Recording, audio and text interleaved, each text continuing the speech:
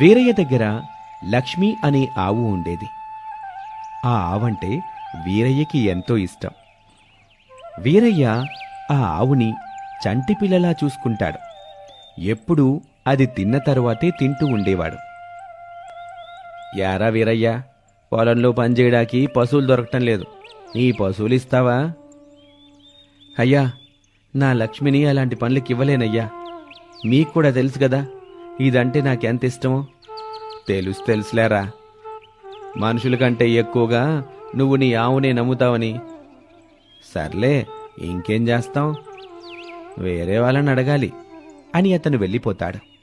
ఒకరోజు వీరయ్య ఎంతో సంతోషంగా తన ఇంటిని పువ్వులతో అలంకరిస్తూ ఉంటాడు. అది చూసి దారిలో వెళ్తున్న మల్లయ్య ఇలా అడుగుతాడు. వీరయ్య, ఏంటి విశేషం? ఇలా ఇల్లంతా అలంకరిస్తున్నావు? ఈరోజు పండగ కూడా ఏమీ లేదు. నాకు ఈరోజు పండగే మల్లయ్య. నా లక్ష్మికి ఇంకో చిన్న లక్ష్మి రాబోతుంది, అందుకే ఈ హడావిడంతా. ఈరోజు రాత్రి సంతోషంలో అందరికీ భోజనం పెడుతున్నాను, నువ్వు కూడా తప్పకుండా రావాలి. అలాగే వస్తాను వీరయ్య. ఇక ఆ రోజు వీరయ్య తన ఇంట్లో ఊరివారందరినీ పిలిచి భోజనం పెడతాడు. కొన్ని నెలల తరువాత లక్ష్మీ ఆవుకి చిన్న దూడ పుట్టింది. దాన్ని వీరయ్య ఎంతో అపురూపంగా చేతిలోకి తీసుకుని ముద్దాడుతాడు. ఆవు నుండి వచ్చిన మొదటి పాలని జున్నులా చేసి ఊర్లో అందరికీ పంచిపెడతాడు వీరయ్య. ఒకరోజు వీరయ్య ఇంటికొచ్చిన వెంకటయ్య అనే వ్యక్తి, వీరయ్య, నీ ఆవు పాలిస్తుందని విన్నాను, నాకింట్లోకి కొన్ని పాలు కావాలి, పోస్తావా? అయ్యా, నేను నా లక్ష్మిని పాల కోసం ఇంతవరకు తన పొదుగు పిండలేదయ్యా. తన పాలని తన దూడ కోసమే వదిలేశాను. అది కాదు వీరయ్య, రేపు మా ఇంట్లో పూజుంది. పంతులుగారు ఆవు పాలు కావాలి అని అడిగాడు. ఊర్లో ఎవరి దగ్గర ఆవు లేదు, నీ ఒక్కడి దగ్గరే ఉంది. ఏమనుకోకుండా ఈ ఒక్కసారి పాలు పిండిస్తావా? వీరయ్య ఆవు పొదుగుని పిండి పాలు తీయటానికి అసలు ఒప్పుకోలేదు. కాని వెంకటయ్య పట్టుబట్టి అడగటంతో చివరికి ఒప్పుకొని తన ఆవు దగ్గరికి వెళ్ళాడు. అమ్మా లక్ష్మి, మొదటిసారి నీ బిడ్డకి దక్కాల్సిన పాలని నేను తీసుకుంటున్నాను. దయచేసి నన్ను క్షమించు తల్లి అని కంటతడి పెట్టుకుంటూ ఆ ఆవు పొదుగు నుండి పాలని పిండటం మొదలుపెట్టాడు వీరయ్య. అప్పుడు లక్ష్మి వీరయ్య మొదటిసారి తన పాలని పిండటంతో ఎంతో సంతోషంగా చాలా చిక్కని పౌష్టిక విలువలున్న పాలని చాలా ఎక్కువగా ఇచ్చింది. ఇదిగో వెంకటయ్య, నువ్వు అడిగిన పాలు. వీరయ్య, నీ మేలు మర్చిపోలేను. ఇదిగో ఈ డబ్బులు తీసుకో. వెంకటయ్య, నేనిప్పుడు ఈ డబ్బులు తీసుకుంటే నేను నా లక్ష్మితో వ్యాపారం చేసిన అన్నవుతాను. నాకు ఈ డబ్బులేమీ వద్దు. వీరయ్య, ఇది నీ పాల కోసం ఇస్తున్న డబ్బులు కాదనుకో. నీ లక్ష్మికి నేనిస్తున్న చిన్న కానుక.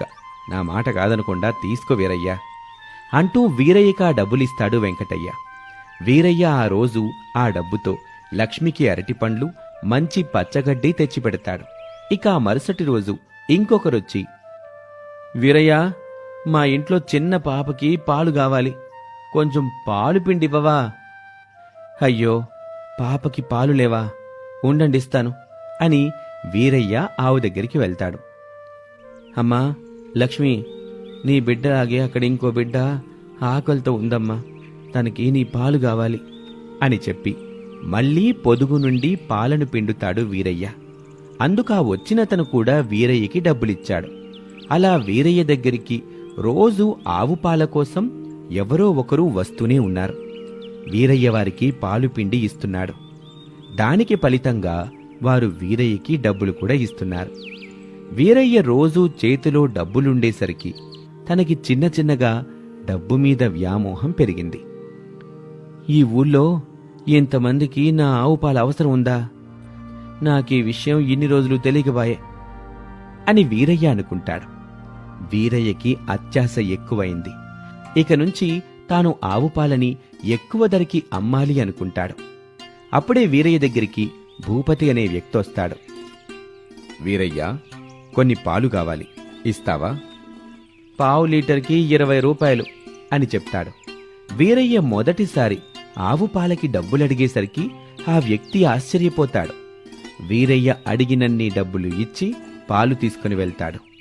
ఇక ఆ రోజు నుంచి ఆ ఆవు పాలని అమ్మటం మొదలు పెడతాడు వీరయ్య. వీరయ్య, నువ్వు అడిగిన డబ్బులు ఇస్తాను గాని రేపో 10 లీటర్ల పాలు కావాలి. అలాగే, ముందు డబ్బులిచ్చి వెళ్ళండి, రేపు మీరొచ్చేసరికి పాలు రెడీగా పెడతాను అని చెప్పగానే ఆ వ్యక్తి వీరయ్యకి డబ్బులిచ్చి వెళ్తాడు.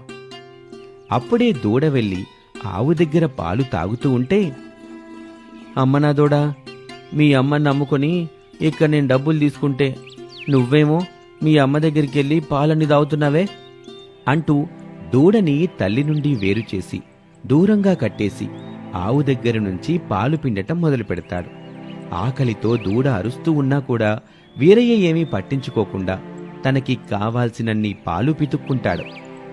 అమ్మయ్యా, తీసుకున్న డబ్బులకి సరిపడా పాలొచ్చాయి, ఇప్పుడు నువ్వు వెళ్ళి మీ అమ్మ దగ్గర పాలు తాగుపో అని దూడని వదిలేస్తాడు.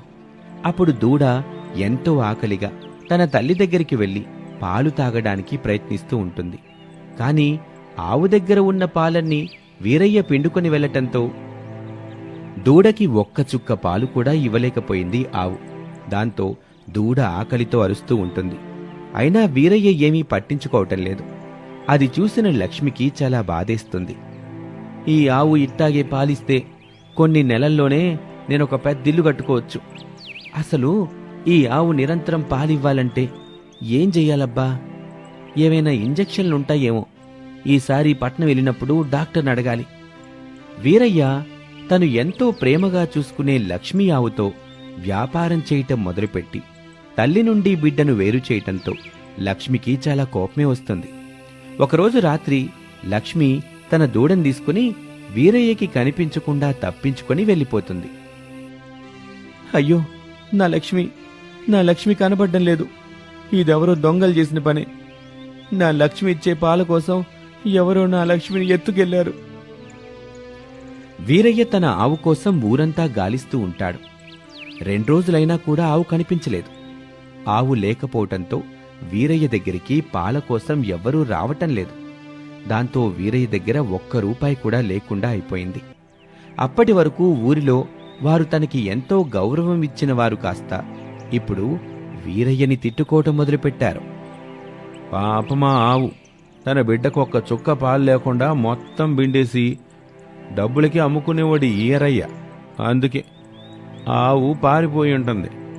ఒకప్పుడు ఆవుని ఎంత బాగా చూసుకునేవాడు, డబ్బులు చూడగానే ఆవును చూసుకోవడమే మానేశాడు. ఇలా ఊర్లో వాళ్ళందరూ వీరయ్యనే తిడుతూ ఉంటారు. అవును, అందరూ అనేది నిజమే. డబ్బులు కాసుబడి నేనెంతో పెద్ద తప్పు చేశాను. నా లక్ష్మి నాకు కావాలి అంటూ బాధపడి ఆ ఊరికి పక్కనే ఉన్న అడవిలోకి వెళ్తాడు. ఆ అడవంతా వెతుకుతాడు. ఎక్కడైనా లక్ష్మి కనిపిస్తుందేమోనని ఆశగా అడవిని గాలిస్తూ ఉంటాడు. అయితే అక్కడ ఒక చెట్టు నీడన తన దూడకి పాలిస్తూ కనిపిస్తుంది లక్ష్మి. వీరయ్య లక్ష్మిని చూడగానే ఎంతో సంతోషిస్తాడు. వెంటనే లక్ష్మి దగ్గరికి వెళ్లి తాను చేసిన తప్పుకి ప్రాయశ్చిత్తపడుతూ లక్ష్మి కాళ్ల మీద బాధగా పడతాడు. నన్ను క్షమించు లక్ష్మి. డబ్బు ముసుగులో నేను నీ నుండి బిడ్డను దూరం చేశాను. నన్ను క్షమించు. నా ఇంటికి రా అమ్మా. ఇంక నీతో నేను వ్యాపారం చెయ్యను. మా మంచిదానివి కదా. నిన్ను నీ బిడ్డని దూరం చేయను. నాకింక ఈ డబ్బులేవద్దు. నువ్వు నాతో ఉంటే అదే చాలు. నిన్నింతకు ముందులాగే చక్కగా చూసుకుంటాను. నాతో వచ్చే లక్ష్మి అని వీరయ్య లక్ష్మిని బాధగా వేడుకుంటాడు. వీరయ్యని చూశాక లక్ష్మి కూడా కంటతడి పెట్టుకుంటుంది. ఇన్నాళ్ళు లక్ష్మిని బాగా చూసుకున్న వీరయ్య వెంట మళ్లీ వెళ్ళాలి అనుకుంటుంది లక్ష్మి. ఆ తర్వాత లక్ష్మి వీరయ్యతో పాటు ఇంటికెళ్తుంది. ఇక ఆ రోజు నుంచి వీరయ్యకి డబ్బు మీద వ్యామోహం మొత్తం పోతుంది. ఊర్లో వాళ్ళు ఎంతమందొచ్చి పాలు కావాలి అని అడిగినా ఆ పాలని అమ్మదలుచుకోలేదు వీరయ్య. ఆ తల్లి బిడ్డని కూడా ఎప్పుడూ వేరు చేయలేదు. లక్ష్మిని ఇంతకు ముందులాగానే ఎంతో ప్రేమగా చూసుకోవటం మళ్లీ మొదలుపెట్టాడు వీరయ్య. ఇలా లక్ష్మి, వీరయ్య సంతోషంగా జీవిస్తూ ఉంటారు. ఇది వాల్టి కథ. మరొక ఆసక్తికర కథలో మళ్ళీ కలుద్దాం. నమస్తే.